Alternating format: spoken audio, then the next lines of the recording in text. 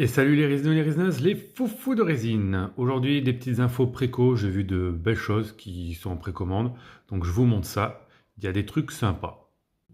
Alors, on commence par un petit Venom plutôt sympa. Je trouve plutôt cool. J'aime bien la base. On a deux têtes alternatives. Voilà, donc on est un peu sur une version un peu comics. C'est sympa. Moi, j'aime bien la base. On est sur 64, 39 et non 64, 49, 34 en termes de taille.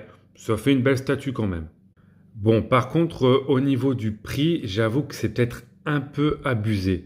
Je sais qu'elle fait 64 cm de haut, mais il y a des statues qui sont aussi hautes, beaucoup plus imposantes et qui sont moins chères. Là, au niveau du prix, c'est peut-être un peu abusé. Et alors là, pour les gros fans de Death Note, Dreammaker Studio, une Ryuk avec, je sais plus comment il s'appelle lui. Ah, je sais plus comment il s'appelle, mais Ryuk avec le personnage à qui il est attaché. Ouais, là, c'est une belle statue, hein. Ça, je pense que c'est une statue qui va bien se vendre. Franchement, elle est magnifique. Donc moi, je collectionne pas, mais les fans de Death Note, waouh, elle est balèze. Je sais pas s'il y a du light-up. Je vais regarder ça après. Mais très très bien, hein, belle détaillée. Vraiment très très bien détaillée. Oh, elle est vraiment sympa. Ah, c'est une belle statue. Franchement, elle est cool. Donc en termes de dimension, on est à 60, 49, 48. C'est une statue qui est un peu plus imposante enfin légèrement plus imposante que le Venom que je vous ai montré précédemment et elle est beaucoup moins chère. Donc là, ouais, le Venom au niveau du prix, un peu incompréhensible. Il y a des LED. Il y a un système de LED inclus. Ah ouais, pas mal. Franchement, vraiment pas mal. Avec deux modes d'allumage.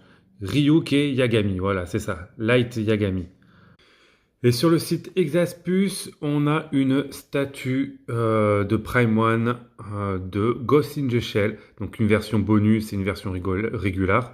Là, c'est la version régulière. La version bonus, elle est un peu plus habillée, si je me trompe pas. Le prix, il est joli aussi. Voilà. Mais bon, c'est du Prime One, hein. Donc, on sait que Prime One, c'est des statues qui ne sont pas données. Cela dit, c'est une belle statue.